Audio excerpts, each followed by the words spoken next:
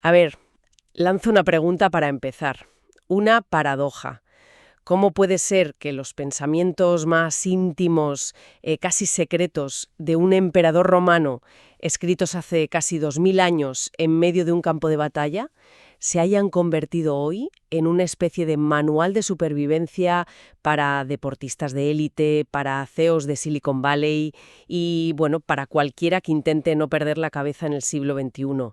Hoy nos vamos a sumergir en la figura de Marco Aurelio, pero no en el emperador de las estatuas de mármol ni en el filósofo teórico, no, en el hombre que tuvo que poner a prueba todas sus ideas en las peores circunstancias que uno pueda imaginar. Para este análisis a fondo nos hemos basado en un informe muy detallado sobre su vida, su filosofía. Y también en un documental biográfico, sí, que aporta mucho contexto. Y la misión que tenemos, yo creo que está clara. Es entender por qué las meditaciones, que al final era un diario personal que él nunca quiso publicar, por qué resuena con tanta fuerza hoy. ¿Qué podemos aprender de este sistema operativo para la mente forjado a fuego? Vale, pues empecemos por desgranar el personaje, porque su origen ya rompe un poco los esquemas. No era el típico aristócrata nacido y criado en el corazón de Roma.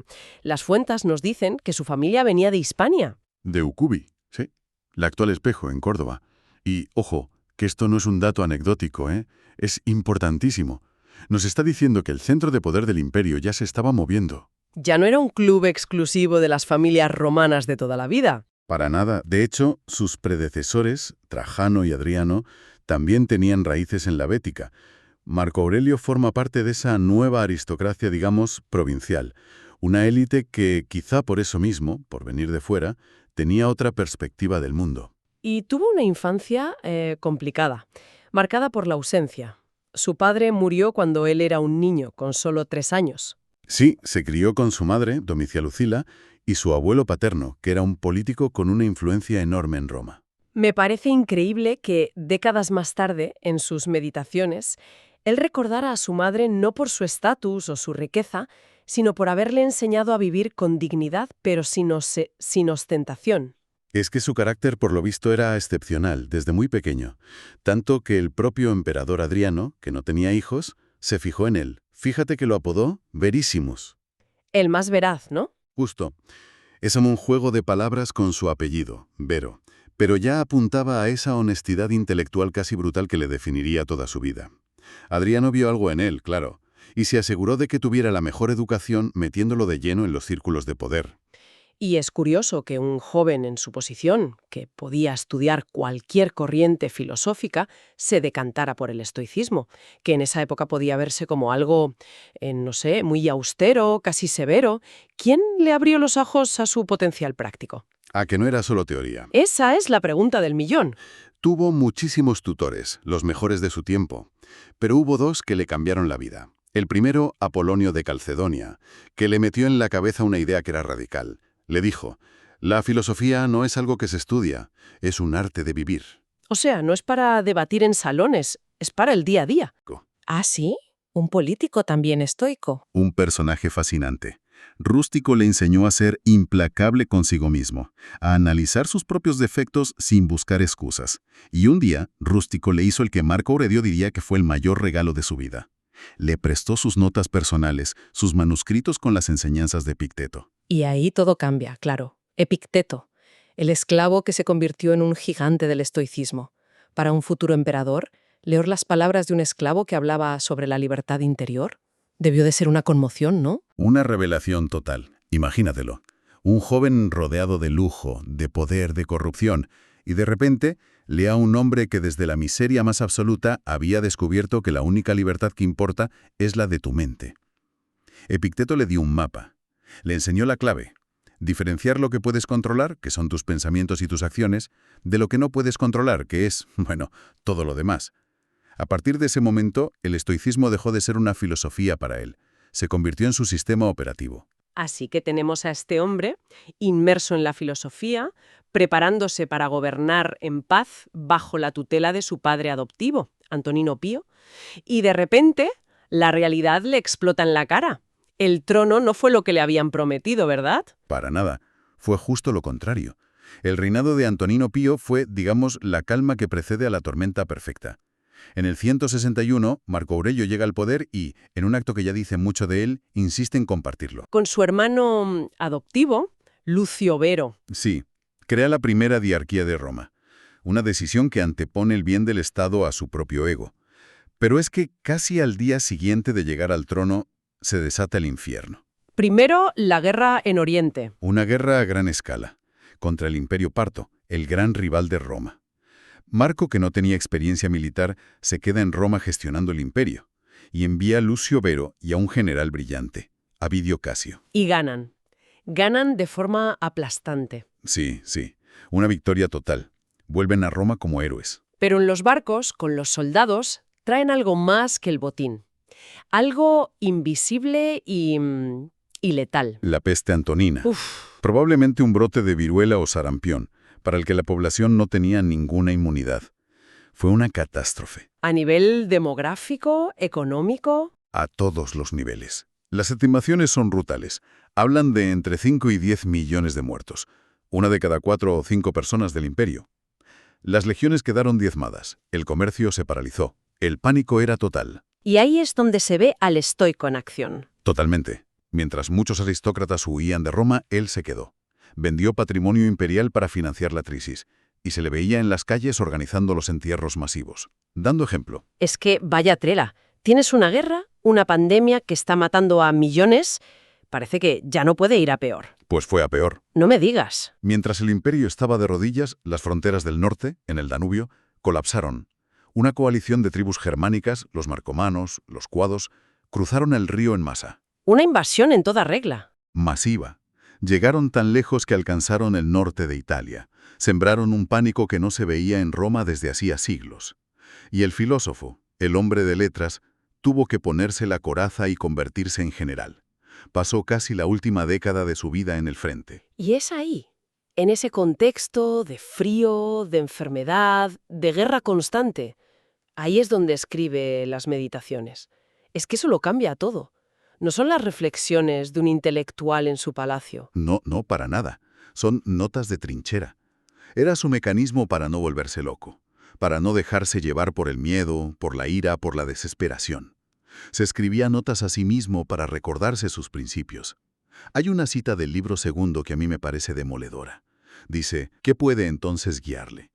Una sola cosa, la filosofía. ¡Qué fuerte! Esa es la autenticidad del libro. No es un sabio dándonos lecciones desde su torre de marfil. Es un hombre en una situación límite usando la filosofía para sobrevivir un día más. Y esto me lleva a las herramientas prácticas. Porque una cosa es tener la filosofía y otra aplicarla en mitad de una batalla a una plaga. La más famosa es la dicotomía del control.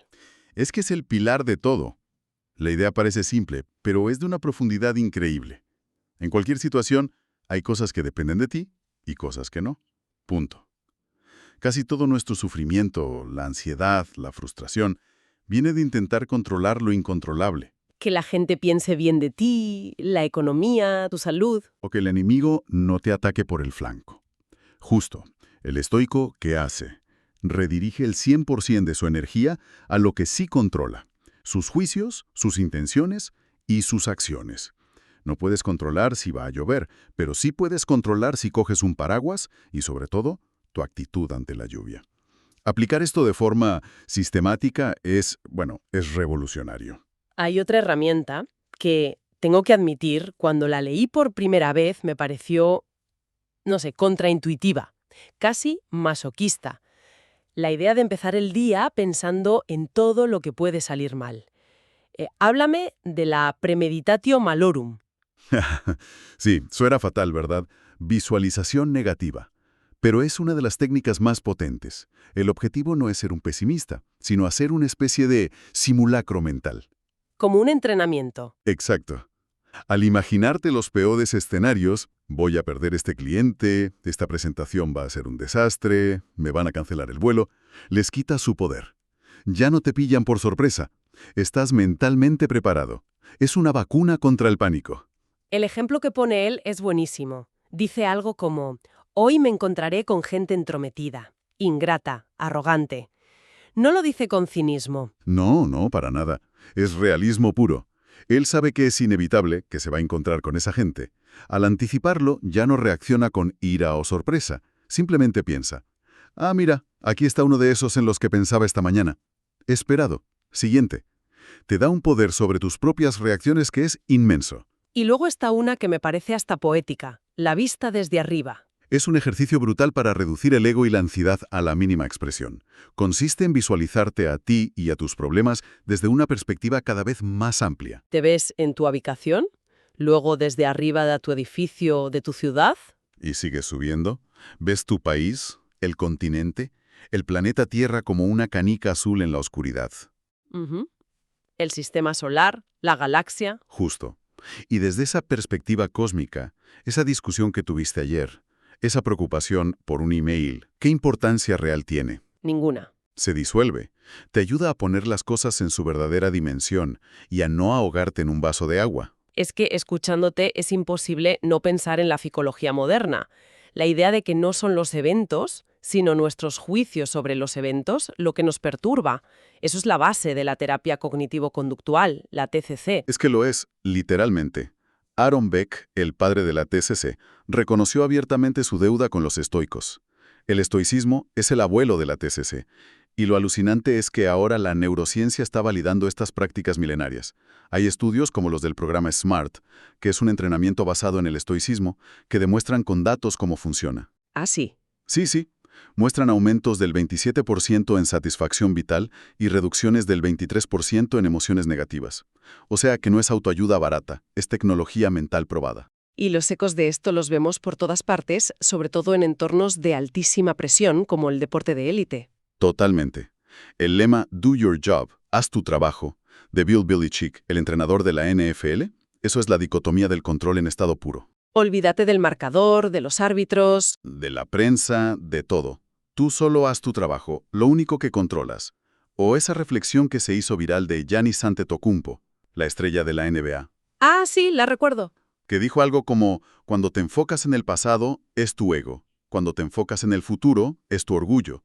Yo trato de enfocarme en el presente, y eso es humildad. Eso podría estar sacado de las meditaciones. Directamente. Es puro Marco Aurelio. Ahora bien, las fuentes también nos alertan de un peligro. De una versión distorsionada, superficial, que ha surgido en los últimos años. La llaman, de forma un poco despectiva, el broism. Uf, sí. Aquí es donde el tema se pone complejo y muy, muy actual. El broism es una especie de apropiación de la filosofía. Coge las herramientas, la dicotomía del control, la visualización, pero las vacía por completo de su propósito original. Que era alcanzar la virtud, ¿no? Lo que los griegos llamaban arete. Exacto. Y arete no es solo ser bueno, es vivir a la altura de tu máximo potencial como ser humano, racional y social. Es la excelencia moral. ¿Y el broisismo, por qué lo cambia? Pues por el éxito externo. Ganar más dinero, ser más productivo, tener más estatus. Entiendo. Convierte una filosofía de vida profunda en un conjunto de life hacks para ser un ejecutivo más eficiente y que no se queje. Se pierde el alma por el camino, vamos. ¿Y qué pasa con la gestión de las emociones? Porque está la caricatura del estoico como alguien frío, sin sentimientos. Esa es la otra gran distorsión. El estoicismo clásico busca la apatía, que no es apatía, ¿eh? Claro. Es un estado de serenidad, de estar libre de pasiones irracionales como el miedo extremo o la ira. No busca suprimir las emociones, sino entenderlas y no ser un esclavo de ellas. Y el bruisismo lo malinterpreta. Totalmente. A menudo lo traduce en una represión tóxica. Los hombres no lloran, sé un alfa impasible, y se olvida de lo más importante para Marco Aurelio, el cosmopolitismo. La idea de que todos somos ciudadanos del mismo mundo y tenemos un deber hacia los demás. El broicismo fomenta un individualismo feroz, justo lo contrario. Entonces, si recapitulamos el viaje, tenemos a un hombre que estaba preparado para la paz y al que la vida arrojó a la guerra y a la pandemia. Un emperador que, para no romperse, se aferró a una filosofía práctica y escribió unas notas para sí mismo que 2 milenios después son más relevantes que nunca. El gran mensaje, para mí, es que esto no es una filosofía de resignación pasiva. Es una práctica activa. Es un entrenamiento diario para construir lo que él llamaba tu ciudadela interior. ¿Una fortaleza mental? Justo. Una fortaleza de razón, calma y principios que ninguna crisis externa, por terrible que sea, puede conquistar.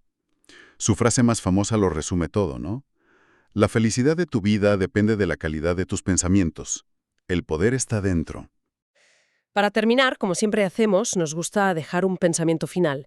Una pregunta que surge de las fuentes y que invita a darle una vuelta.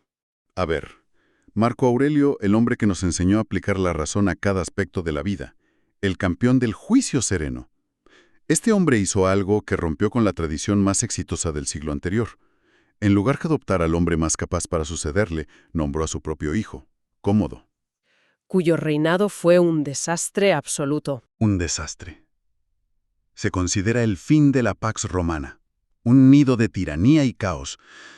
Y la pregunta es inevitable, ¿no? ¿Cómo es posible que el hombre que dominó su mente como nadie no aplicara esa misma razón a la decisión más importante para el futuro de su imperio? ¿Pudo ser cegado por algo tan humano y tan poco estoico como el amor de un padre? ¿Y si fue así? ¿Qué nos dice esa contradicción final sobre los límites de la propia filosofía cuando se enfrentan a nuestros afectos más profundos?